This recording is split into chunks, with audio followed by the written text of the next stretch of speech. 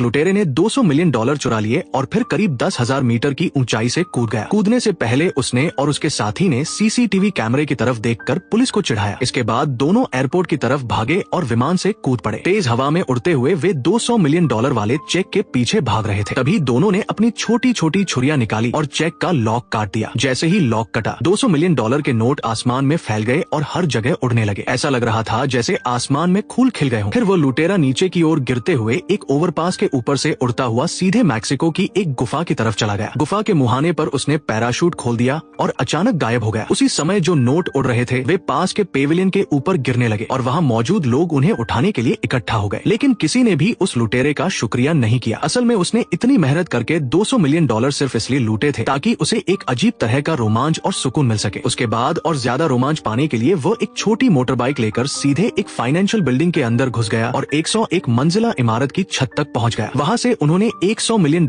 के हीरे चुरा लिए और 1000 ग्राम के डायमंड लेकर बिल्डिंग से बाहर निकल गए। फिर लुटेरे ने हवा में पैराशूट खोला और हीरे अपने साथियों को दे दिए। इसी दौरान लुटेरे का इंटर्न ल्यूक एक बड़ा रहस्य पता लगाता है। ल्यूक समझ जाता है कि ये लुटेरे असल में उची की 8 वे एक्सट्रीम चैलेंज नाम की एक खतरनाक चुनौती को पूरा कर रहे हैं। ये चैलेंज जापान के एक्सट्रीम एथलीट उची ने प्रकृति का सम्मान करने के लिए बनाया था। लेकिन दुनिया के सबसे बड़े एथलीट भी अपनी पूरी जिंदगी में सिर्फ एक ही चैलेंज पूरा कर पाते हैं। यहाँ तक कि उची खुद तीसरे चरण में मर गया था। लेकिन ये लुटेरा 3 चैलेंज पहले ही पूरा कर चुका है। अफ्रीका का मुरामा पर्वत, मैक्सिको की यांत्जे गुफा और एक और खतरनाक प्राकृतिक चुनौती। हर चैलेंज के दौरान वह बैंक से पैसे लूटता है और बाद में उन पैसों से जरूरतमंदों की मदद करता है। बाद में ल्यूक को पता चलता है कि ग्रेट व्हाइट शार्क वाले समुद्री इलाके में एक और 10 साल में आने वाली खतरनाक लहर बनने वाली है। उसे यकीन हो जाता है कि लुटेरा वहीं जाएगा ताकि उची के 8 वे चैलेंज का चौथा मिशन वाटर फॉरेस्ट पूरा कर सके। जैसा उसने सोचा था वैसा ही हुआ। जिस दिन ल्यूक उस जगह पहुंचा उसने देखा कि वही लुटेरा समुद्र में तैर रहा है। ल्यूक तुरंत एक एक्सट्रीम एथलीट का भेष बनाकर सर्फ बोर्ड लेकर समुद्र की लहरों में कूद पड़ा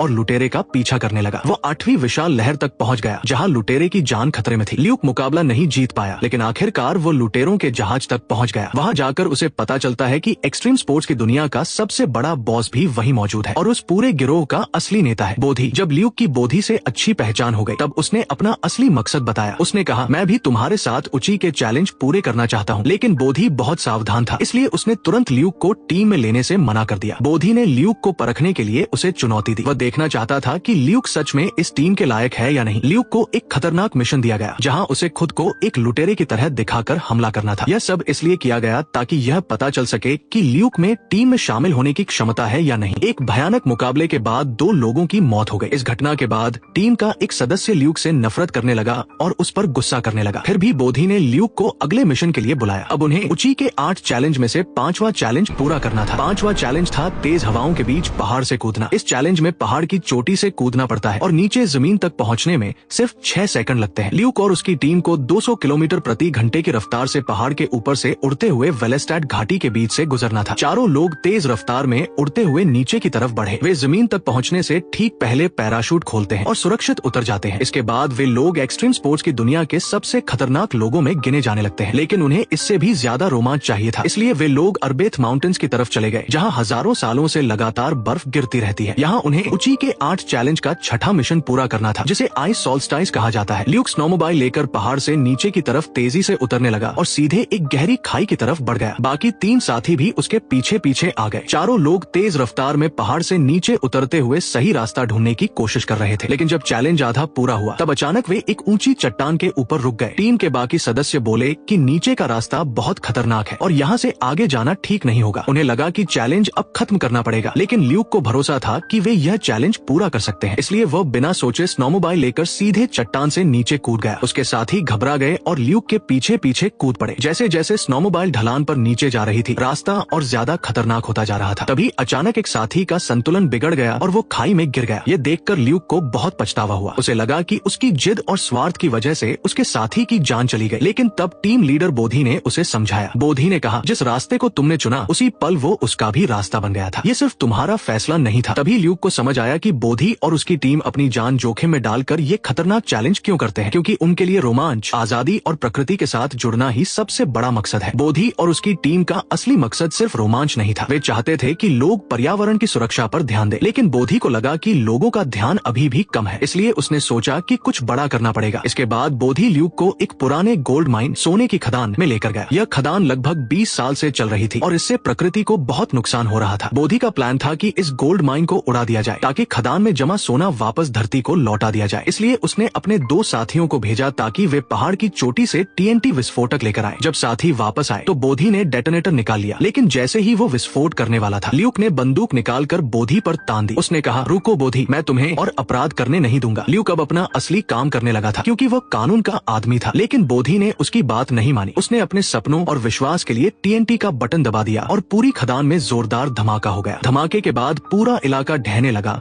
और सबको वहाँ से भागना पड़ा। इसके बाद बोधी और उसकी टीम वेनेजुएला की ओर निकल गए क्योंकि उन्हें अगला चैलेंज पूरा करना था। ये था 7वां challenge, Angel Falls. Angel Falls दुनिया का सबसे ऊंचा झरना है जिसकी ऊंचाई लगभग 1000 मीटर है। यहाँ उन्हें बिना किसी सुरक्षा के 90 डिग्री की सीधी चट्टान पर चढ़ना था। तीनों लोग सिर्फ अपनी उंगलियों और पैरों की ताकत से धीरे धीरे ऊपर चढ़ रहे थे। अगर जरा सा भी पैर फिसल जाता तो वे सीधे गहरी खाई में गिरकर मर जाते। चढ़ाई के दौरान एक जगह मजबूत पकड़ नहीं मिल पाई और टीम का एक सदस्य सिर्फ एक हाथ से चट्टान पकड़कर हवा में लटक गया। उसने ऊपर चढ़ने की बहुत कोशिश की, लेकिन आखिरकार उसकी ताकत खत्म हो गई और वो गहरी खाई में गिरकर मर गया। ये देखकर भी ल्यूक ने हार नहीं मानी। वह बोधी को पकड़ने के लिए आखिरी ताकत लगाकर ऊपर चढ़ गया। जब वह ऊपर पहुंचा तो उसने बोधी से कहा कि अब तुम सरेंडर कर दो, लेकिन तभी अचानक बोधी ने अपनी आंखें बंद की और झरने से पीछे की तरफ कूद गया। ल्यूक भी उसके पीछे गिर गया। ल्यूक को लगा कि अब दोनों मर जाएंगे, लेकिन वे नीचे पानी में गिर गए और तेज नदी की धारा उन्हें बहा कर ले गई। ल्यूक किसी तरह बच गया। बोधी ने ऐसा इसलिए किया था ताकि ल्यूक को समझा सके कि ओजाकी के 8वें चैलेंज का असली मतलब क्या है। इन चैलेंज का मकसद सिर्फ रोमांच नहीं बल्कि प्रकृति की ताकत को समझना और उसका सम्मान करना है। बोधी का मानना था कि हमारी सभ्यता के सितारे हमें समुद्र की ओर ले जाते हैं। इसी वजह से उसने अपनी जिंदगी का आखिरी और सबसे खतरनाक मिशन शुरू किया। ये था 8वां और अंतिम चैलेंज, जिसे पूरा करने के लिए उसे समुद्र की सबसे खतरनाक लहरों का सामना करना था। लेकिन ये चैलेंज लगभग मौत को गले लगाने जैसा था। ल्यूक को ये बात अच्छी तरह पता थी। उसे अपने बचपन की याद आई जब वो अपने पिता के साथ यहाँ आया था। उसके पिता डॉक्टर थे और उन्होंने उसे बताया था कि अगर कोई इंसान इन खतरनाक लहरों के बीच चला जाए तो वापस लौट कर आना लगभग नामुमकिन होता है। ल्यूक ने बोधी से कहा, अगर तुम वहाँ गए तो शायद वापस नहीं आओगे। लेकिन बोधी ने मुस्कुराकर जवाब दिया, क्या ये खूबसूरत नहीं है? यही मेरा रास्ता है। जब ल्यूक को पता चला कि बोधी अपनी जान देकर भी 8वां चैलेंज पूरा करना चाहता है तो उसके मन में बहुत बड़ा संघर्ष हुआ। आखिरकार उसने फैसला किया कि वह बोधी को गिरफ्तार नहीं करेगा बल्कि वह उसके सपने को पूरा होते हुए देखेगा। ल्यूक हेलीकॉप्टर की तरफ मुड़ गया और बोधी ने अपनी मछली पकड़ने वाली नाव के इंजन को पूरी ताकत से चला दिया। तेज हवा के बीच उसने सर्फिंग बोर्ड उठाया और विशाल लहरों की तरफ दौड़ पड़ा। कुछ ही देर बाद समुद्र में 9वें स्तर की खतरनाक लहर उठी। बोधी उस विशाल लहर के अंदर चला गया और धीरे धीरे उसका शरीर पूरी तरह समुद्र में समा गया। वह फिर कभी समुद्र की सतह पर वापस नहीं आया। ल्यूक के दिल में ये बात साफ थी कि बोधी के लिए सबसे सही जगह यही थी, एक्सट्रीम स्पोर्ट्स की दुनिया। लेकिन अंत में कहानी हमें यह भी सिखाती है कि सपने चाहे कितने भी बड़े क्यों न हो, उन्हें पूरा करने के लिए अपराध करना सही नहीं होता। और एक